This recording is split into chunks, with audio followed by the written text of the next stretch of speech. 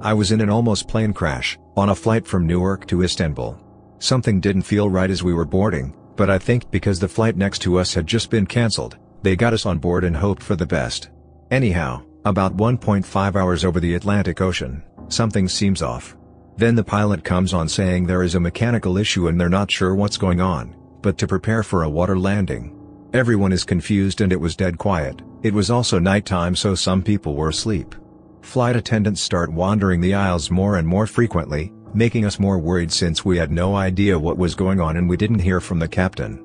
A few minutes later, the captain comes on and says there is a problem with the engine, and they're turning around and going to attempt to make it back to land. Meanwhile, the flight attendants are rushing back and forth and trying to get people to look at the safety instructions. By this point, everyone is awake, as far as I can tell. According to people I talked to afterwards, one flight attendant went and sat down and put her face in her arms. Another one apparently told someone that people don't usually survive water landings. It was just me and my mom, and the whole time I kept thinking about my little sister, and how she was going to have to grow up without a mom. It was pretty terrifying, but you would be amazed at how quiet the cabin was. After the worst turbulence I ever felt in my life, and the most silence I have ever experienced, we were able to make an emergency landing in Newfoundland. And that's the story of the first and only time I've ever been to Canada. Had a similar almost crash coming from Frankfurt to Dallas, en route home from Istanbul coincidentally, in 2004. Captain came on and says we had lost our left engine, large passenger plane with only 2 huge engines, and we will be forced to make an emergency landing in Iceland. Engine on the left then starts spewing fuel and oil all over the windows of the fuselage, and those of us who were awake couldn't believe our eyes. The captain then says, and I crap you not, he will be forced to land with the power of only one engine, and that he had done this in the simulator before. Once. That's the last we heard from him, and as all the passengers on the plane began to wake up, others who had been asleep tried to explain what happened. I started writing a note to my family and other people were praying out loud but generally very quiet. We made it to Iceland, had a shaky but successful landing, and that's the first and only time I've been to Iceland. One more note. That stupid Ben Stiller movie Along Came Polly was playing and will forever remind me of impending doom. I'm pretty late to this party, but here it goes. I was pretty young, only about 4 or 5, when I was in a plane crash. It was a small one-engine prop plane with just me, my dad, and the pilot who was a family friend. It was caused by engine failure. I don't remember much except my dad's actions. He was sitting in the front co-pilot seat. He reached back to me in the back seat and pulled my winter coat snug around me. It was winter in Cleveland, Ohio. Then he made sure my seatbelt was fastened securely. After making sure I was safe, he buckled himself in tightly as well. It is important to note at this point that my dad is a devout Christian. He recounted his perspective to me when I got older, and said that he was certain he was going to die. He said that he was quiet, and praying that God would allow his son to live, even if he didn't. Both my dad and the pilot were knocked unconscious on impact, and both severely injured. Dad regained consciousness first and heard me crying in the back of the plane. He told me that his first thoughts were a mix of panic and relief. He panicked, thinking the pilot was probably dead and he has to get out of the wreckage, but he has some relief because my crying meant I was alive. In the end, all 3 of us best the odds and survived. Not really a plane crash, but an emergency landing. I was on a Southwest flight landing in Minneapolis. First thing that tipped me off that something was wrong was when I checked my phone, and we were 20 minutes late and hadn't started our descent, nor had we received an announcement from the cockpit. There was nothing I could do, so I went back to reading my book. A few minutes later I saw something I had never seen before and hoped to never see again. The steward came running to the back of the plane where I was sitting, at full speed with a look of panic on his face. A minute later the steward announced that our flaps wouldn't extend and that we would have to make an emergency landing in Minnesota, after we burned off some fuel. While we burned off fuel, they had safety briefings for those in emergency rows. Since I was in the very back of the plane and had an aisle seat, I would be responsible for opening the right-hand door while the steward handled the left-hand door. I had time to get a signal and text my wife. Almost everyone else was doing the same. It was quiet in the plane, no one freaked out or panicked. During the landing they had us brace in crash positions. As for the landing itself, it was the smoothest landing I've ever had. The captain was a real pro and put the plane down with the lightest touch, even though he was way above his normal landing speed. On the way off the plane I saw him in the cockpit. He was soaked in sweat and you could tell he was physically and mentally exhausted. I think it was then that it sunk in for me just how much danger we really had been in. My landing made the evening news and I saw it on TV that night in my hotel room.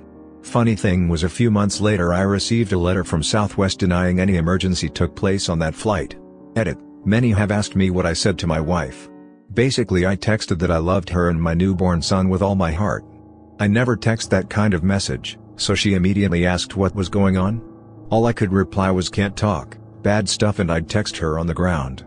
She told me she never wants to get a text like that again. It was the longest 20 minutes of her life before I texted on the ground. Felt like less than a minute to me though. I finally get to tell this story. I was flying with a friend in northern Minnesota and had to make an emergency landing in a field. It was windy and as he was making the descent, gusty wind screwed him up and came down angled. When we came down, he cut his face on the console stick, and was out of it. I was fine, got out of the plane, pulled my friend out, and we grabbed the go back from the storage area. Tried our cell phones, but his had a cracked screen, bad, and mine got no service. He had called on the radio before the crash and had told the emergency services guy that we were making an emergency landing. I got on the radio and called that we just crashed, and my friend was hurt badly. National Guardsmen had to come get us. I wasn't so scared when he told me that we would have to make a landing, but was nervous. I had the jitters and had my eyes on my feet the whole time. When he told me the wind was too strong, I got scared. He couldn't get the nose back up and told me to brace. I had my hands on both sides of the plane, it was tandem-style seating, and started praying. I was in a helicopter crash, everyone was silent during the ordeal, other than the pilot who was like "everything is fine, crap, nope it's okay, look for the lake to ditch." We were coming down from a mountain cabin, flying by sight when fog rolled in. The pilot started swaying left and right to find something to get a bearing in the whiteout, and he found something: the trees. I will never forget going from total dizzying whiteness to cedar tree branches pressed up against the plexi window, the sound of chop chop chop, the smell of Christmas, smelled like fresh cut Christmas tree, I swear, and then the loudest horn ever and a big red light on the dash that said stall. I was in co-pilot seat. Somehow we managed to spot a rock by the lake, and the pilot slammed it down hard. But amazingly nobody hurt and the smoke from the engine never turned to flame. We were very lucky, and that pilot didn't fly in BC again. He flew power lines in AB after that where one doesn't have sudden whiteouts. I was in a commercial jet that fell from cruising altitude. It was a small jet flying on a now defunct airline. We had just started the descent when the plane tilted and dropped out of the sky. Nose was pointed nearly straight down. I was sitting in the aisle. People were screaming, yelling out, but I can't remember the words. All kinds of crap was flying through the cabin and the flight attendant was nowhere to be seen. My brother and dad were in the seats behind me. I remember thinking about how sad my mom was going to be. And then looking out at the window at the ground. After what seemed like an eternity, the pilot was able to regain control and the plane started to right itself again, for about 15 to 30 seconds, before starting another uncontrolled descent. It was more terrifying the second time around. The ground was far closer. I was certain that I was going to die, and looked over at a blonde woman about my age sitting next to me. We hadn't spoken the entire flight, but I reached out in some impulsive desire for human contact at the end, and we held hands as the plane fell out of the sky. I can remember looking at her face briefly. She was crying. As the ground started approaching and you could make out things like trees and houses, I felt a sense of peace fall about me. Death seemed to be certain, but I didn't care. It seemed like it was going to be quick and painless, but I remember being surprised that it was going to all end this way. Then we started to feel the pilot struggling with the plane, and it started to right itself again, and for a second time the plane pulled out of the dive. It was still incredibly bumpy, and people were crying and screaming out at every round of turbulence. Everyone was waiting for the next and final dive. When we landed, the young woman and I were still holding hands. People were dead quiet. What was surreal was that the flight attendant got on the microphone when we reached the gate and thanked us for flying on that crappy airline and hoped we would fly again. They brought a bus out and one of the pilots came out with us. He didn't say a word, but his knee was shaking uncontrollably. To explicitly answer your question, some people scream and panic in those last few minutes. Others seem to accept the inevitable. In the moment it seems like there isn't much that you can do, it's all in the pilot's hands. I hate flying now. Plane didn't crash, but I sure as hell thought it was going to. I was flying back from Colorado back home to New Jersey. Plane started to descend quickly in the middle of the flight. Everyone looks around confused. Flight attendant is talking to someone on the phone PA system, then immediately sprints to her seat and buckles in. Oxygen masks drop down. More confusion, then everyone freaks out and puts the masks on. Plane is still dropping quickly. I look around to see kids are crying. I see an older couple holding hands, and a man listening to something on his headphones. Apparently there is a channel on the radio where you can listen in on the captain's radio. I listen in and hear the captain refer to all of us as 100-something souls on board. I think that was the scariest part for some reason. I'm sure it's normal to refer to people as souls, but in that context it was haunting. Ended up having to emergency land in Chicago. Never found out why the plane malfunctioned, but we all got free drinks on the next flight. I was flying to Iraq and the C-5 caught fire. Some electrical problem, and smoke started to fill the cabin. A C-5 is a huge bird, and it's also weird because you fly facing the back. So the cabin is filling with smoke and we are somewhere over the ocean. The whole time I'm thinking, we have tons of weight and war machines in the belly, and if we hit water we are sinking immediately. Some Air Force guys are walking around the cabin and tell us to reach in the pocket in front of us to grab the oxygen bags. I was expecting a yellow cup that resembled a muzzle, but I pull out a red bag with an elastic band around the neck area. I place it over my head and pull the string, then my eyes start burning like hell. As far as the reaction from us soldiers, we were in the 82nd Airborne Infantry, so we were used to jumping out of airplanes and wanted parachutes. But obviously they didn't have that many. We were all pretty calm, this being our second deployment, the first to Afghanistan no more than 2 months prior. We were all pretty much expecting death at any moment and were joking around. I think a few of the guys were playing keep away with the airbags. We ended up making an emergency landing in Spain at an Air Force base, and had to stay for 3 days while they repaired the bird. The entire time we were on lockdown because the Air Force didn't trust infantry soldiers from the 82nd. When I was in my crash last summer, no one said anything, until the pilot said something right before the wings started to hit trees. The cockpit was silent except for the sounds of the wing, the prop hitting the ground, and the crunching of sheet metal when we ended up in the trees. Upon stopping, the silence was broken when the "everyone okay?" question started. We forced the door open, got our gear out and walked back to the shack next to the runway. Pilot was very unhappy, their personal plane was totaled, but we all walked away. My buddy and I were so hopped up on adrenaline though, it was strange. I wasn't sore until the next day, and an ER visit saying low back strain was my worst result. I'll end by saying, if you can be in one and walk away from it, do it. Beats the crap out of jumping out of airplanes or being shot at. I was involved in a ground loop that we both walked away from, and the plane remained undamaged. However, it was very close to a crash with substantial damage and injury.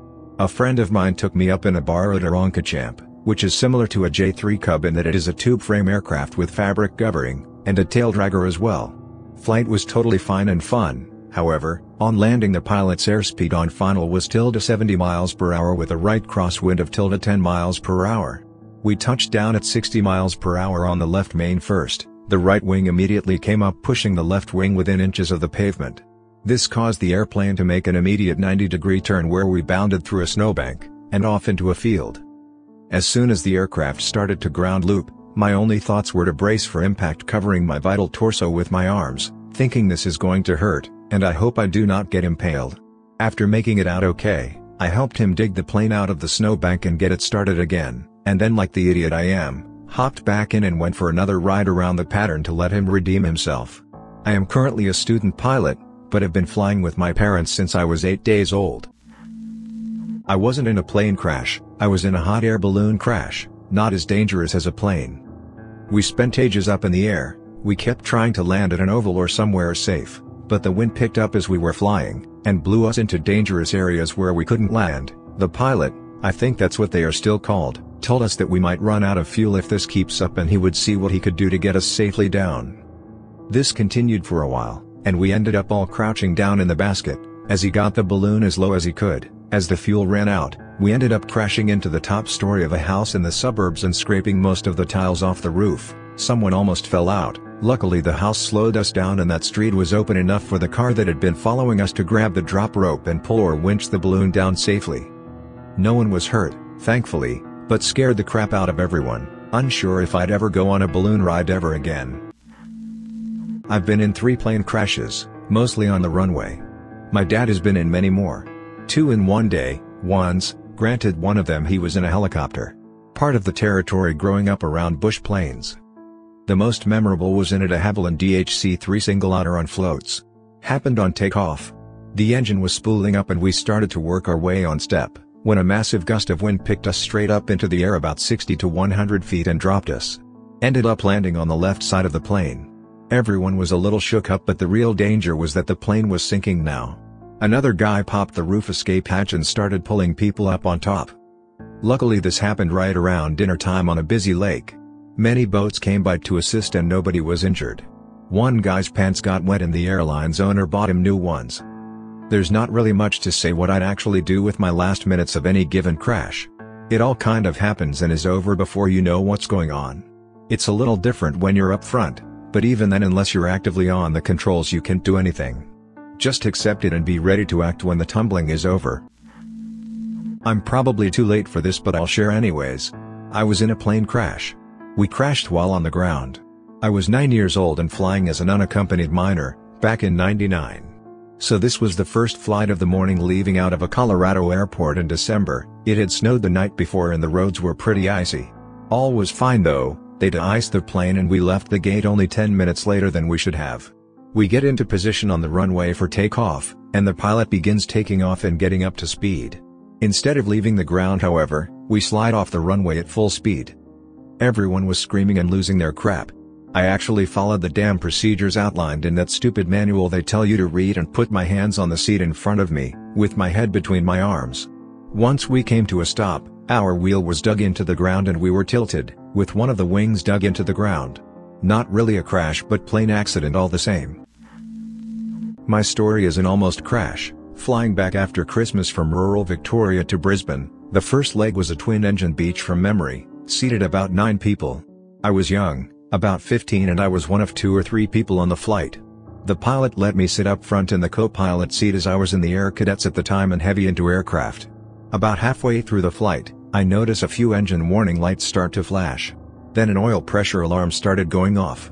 The pilot glanced over at the right-hand engine just as there was a bang and oil started pissing out of the engine cowling and over the wing. The pilot quickly shut the engine down as it started to smoke, says we have a small problem but it's fine. Alarms are going off everywhere. The other passengers are aware we have lost an engine, but other than that, none the wiser. But I can see what appeared to be a Christmas tree of alarms. The pilot radios in and diverts to the closest airport and calls in the need for an emergency landing. The closest airport was about 20 minutes away. I was starting to freak out a bit as the pilot fought the aircraft on one engine. As we get closer, I glance over at the pilot and see he is filling out a F-in maintenance form, strongly worded.